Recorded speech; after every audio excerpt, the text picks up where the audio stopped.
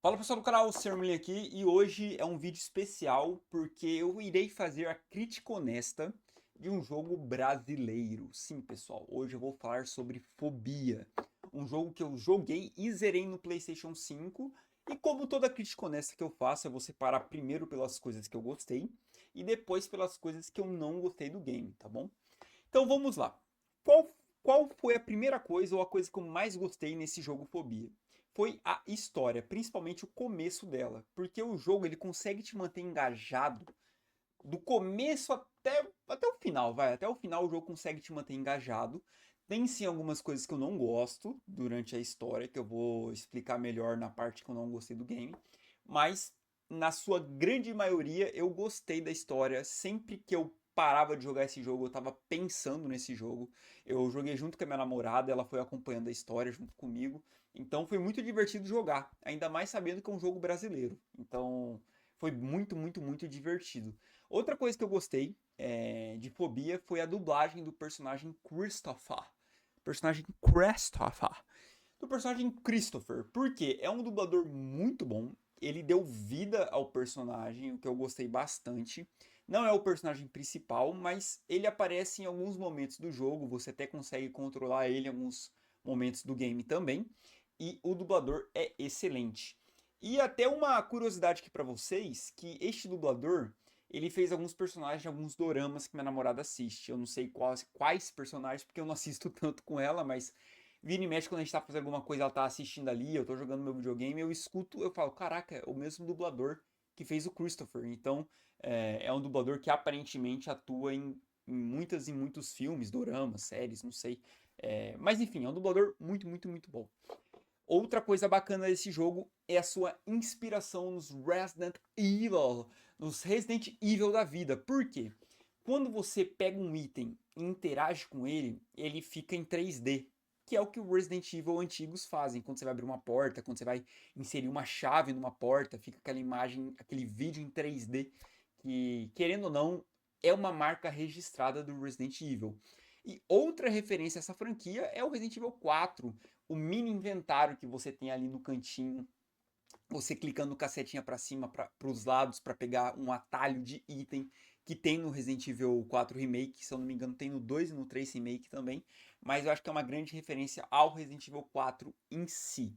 Outra coisa bacana é o gráfico aqui ele não é nada especial, ele não é nada extraordinário, mas por ser um jogo brasileiro, e a gente sabe que a indústria dos jogos aqui no Brasil não é uma indústria incentivada, não é uma indústria que tem muito dinheiro, porque a moeda aqui do Brasil real é muito desvalorizada em comparação ao dólar, que o maior mercado de games hoje é nos Estados Unidos, no Japão também, mas eu diria que hoje o maior é nos Estados Unidos.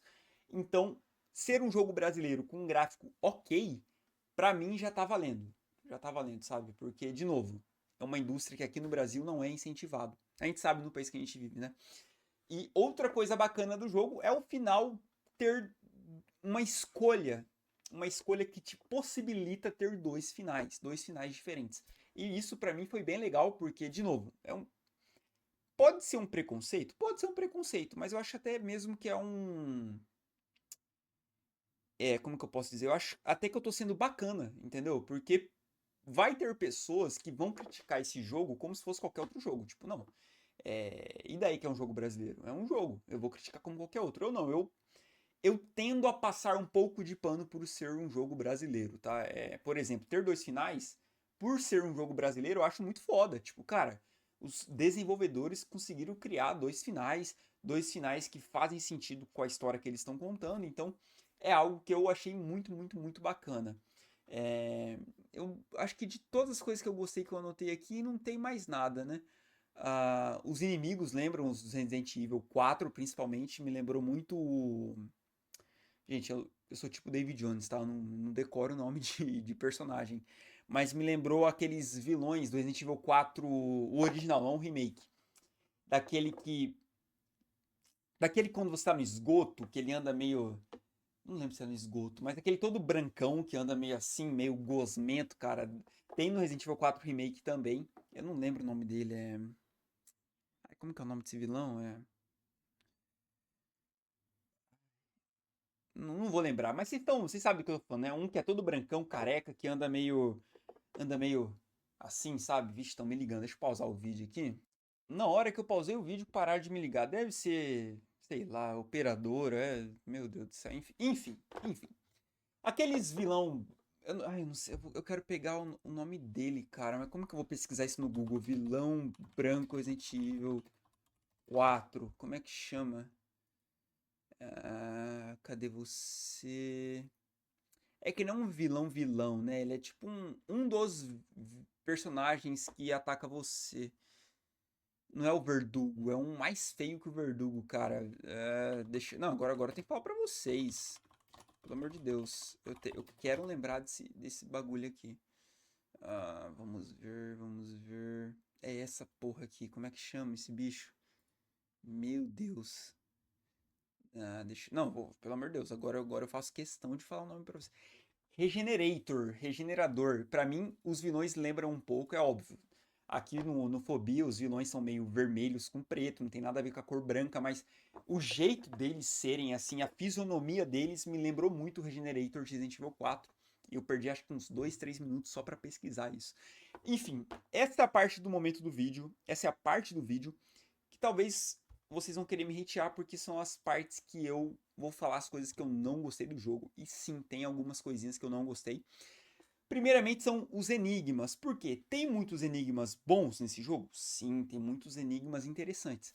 Mas tem muitos enigmas que, na minha opinião, são repara nisso que eu falo pra vocês. São desnecessariamente difíceis. Tem enigmas que. Como que eu posso dizer? Você. O jogo não foi feito de uma forma para você entender pelo menos como resolver o enigma. Então você chega no enigma, você não faz a menor ideia de como resolver ele. E isso para mim é um enigma mal feito. Porque isso não significa que o enigma é difícil ou fácil. Pode ter um enigma difícil, mas que o jogo te induza a pelo menos entender o que você vai precisar fazer para resolver o enigma. E aqui tem alguns que você fica assim, caraca, mas qual que é a lógica disso aqui? Qual que é a lógica? Tem um que é das gavetas. Você vai ver um quadro no andar superior de uma imagem que nem te lembra a gaveta, que tem uns pontilhados assim. Que você fala, ah, beleza, vendo esses pontilhados eu vou abrir uma gaveta, abro outra, aí vai resolver o enigma. Para mim isso não é visual, isso não é intuitivo. Então assim, para mim tem enigmas que simplesmente são desnecessariamente difíceis. Além de ter esses enigmas que eu acabei de mencionar com vocês, o jogo ele não te dá as ferramentas para você conseguir identificar quais enigmas são necessários e quais enigmas são secundários. Então, por exemplo, eu fiquei perdendo um bom tempo do jogo tentando resolver um enigma que quando eu descobri, eu ganhei, sei lá, 5 balas da pistola. Tipo, sabe, eu podia ter avançado no jogo se eu tivesse focado em um outro enigma. Só que eu não conseguia separar qual é o enigma principal que vai me fazer avançar no jogo e qual é o enigma secundário que vai me dar balas, que vai me dar um texto. Tipo, sabe, sério mesmo. Perder 2, 3, 4 horas, às vezes dias de dormir, juro, eu dormia e pensava assim, caraca, mano, como que eu vou resolver aquela porra daquele enigma? Não sei, tô perdido no jogo. Aí você resolve, vem 5 balas, assim. É foda, é foda, é foda. Outra coisa que eu não gostei no game são os textos. Tem muito texto. E na grande maioria dos textos não te ajuda em nada na história. Você vê um texto de um personagem X que fez algo Y que você fala, tá bom, tipo, beleza, mas isso vai me ajudar na narrativa do jogo? Isso vai me ajudar na história do jogo? Muitas vezes não. Outra coisa que eu não gostei, que nem eu falei, o que eu mais gostei do jogo foi a história, mas algo que me incomodou muito foi a resolução da história. Por quê? Quem é a menininha lá? É a filha do nosso personagem? Se ela é a filha do nosso personagem, o jogo não conseguiu fazer com que os jogadores, ou pelo menos eu no caso, e minha namorada que estava assistindo, tivéssemos um sentimento pela filha do personagem. Então quando a gente descobre que ela pode ser ou não a filha do personagem, sinceramente, foda-se. Stephanie, quem é a Stephanie? que fez a gente ir pro hotel, quem que é ela no final das contas? Tipo, ah, ela é ajudante do Christopher. Tá bom, mas quem que é Christopher também? Você controla o Christopher em 2, 3 vezes durante o jogo. Mas quem é ele? Qual é a história de vida dele? Por que ele tá fazendo as coisas que ele faz? Você não entende. Então acaba o jogo. Pelo menos, de novo, essa foi a sensação que eu tive. Acaba o jogo, você fala assim: putz, a história tava tão legal, tão intrigante. E, e é isso. Então, assim, eu acho que a resolução da história foi mal feita. O que é comum em alguns jogos, tá? Até séries e filmes, assim, geralmente a premissa da história é boa em filmes e séries, em jogos, e quando chega na conclusão é uma bosta. Geralmente é assim. E na minha opinião, esse foi o caso de Fobia. Outra coisa que me incomodou foi a dublagem do protagonista. Lembra que eu elogiei a dublagem do Christopher, que pra mim é uma dublagem incrível. A dublagem do protagonista, na minha opinião, é horrível. Parece que o ator ou o dublador tá lendo um texto. Não, mas o dublador tá realmente lendo um texto. Não, sim, gente. É óbvio que todo dublador vai estar lendo um texto. Só que ele está dublando, ele está interpretando. É a mesma coisa que eu aqui falar pra vocês. Christopher não. Christopher foi um bom dublador, porque ele soube diferenciar alguns diálogos de outros. Tá vendo como que parece que eu tô lendo? É diferente você falar, pô, o Christopher foi um narrador foda, cara. Narrador muito bom. Eu posso ter escrito isso que eu acabei de falar e tô falando pra você de uma forma que não pareça que eu estou lendo. E foi o que o dublador do protagonista não fez. Ele parece que está lendo algo. Então ele, sei lá, esta Stephanie, maldita seja ela. Sabe, uns diálogos que você fala assim, cara, que. Meu Deus, que horrível. Então, muito ruim a dublagem do protagonista neste jogo Fobia. E pra mim, a última coisa, a coisa que eu menos gostei em Fobia, que pra mim prejudicou a minha gameplay, foi não ter minimapa, gente. Pelo amor de Deus, a gente tá em 2024. Como que você me faz um jogo? Tudo bem que o jogo não lançou em 2024, tá? Mas como que você me faz um jogo que não tem minimapa, gente? Como que você faz um jogo que não tem minimapa? Principalmente um jogo que se passa em um hotel com dezenas não, vai, mas vários andares. Então, assim, depois de 5, 6 horas de game, você ainda decora. Tipo, não, beleza, se tem esse objeto aqui, eu tô no andar 6. Ah, se tem esse objeto Y, eu tô no andar 7. Ah, se tem não sei o que, eu tô no andar 1. Você vai decorando, de tanto você jogar ali. Mas você não ter um minimapa é horrível. Porque tem hora que você pega um item que você fala assim, peguei um item Y, peguei um item. Assim, mano, nossa, é verdade, tem aquele lugar tal que só vai me abrir se eu tiver esse item aqui. Beleza. Mas qual andar que era esse mesmo? Aí você fica assim, puta. Aí você vai no andar sétimo, aí tem andar que o elevador não funciona, você tem que pegar um atalho, tem andar que a escada tá quebrada, você tem que pegar o elevador. Então, assim, o jogo fica longo porque você fica perdido. Mesmo eu, que joguei várias horas do game, que decorei vários andares do game, ainda assim ficava perdido. Aí você pode falar, não, Murilo, é porque você é burro. Mas tudo bem, tudo bem, você me acha burro, não tem problema nenhum. Mas eu acho que, na minha opinião, a grande maioria dos jogadores também vão ficar perdidos nesse jogo, porque, de novo, não tem um minimapa. E pra mim, jogos hoje, 2024, que você não tem um minimapa, gente. E não precisa ser um minimapa aí na tela. Mas, pô, um botão que você aperta e você abre o minimapa, pô. Pra saber onde você tá.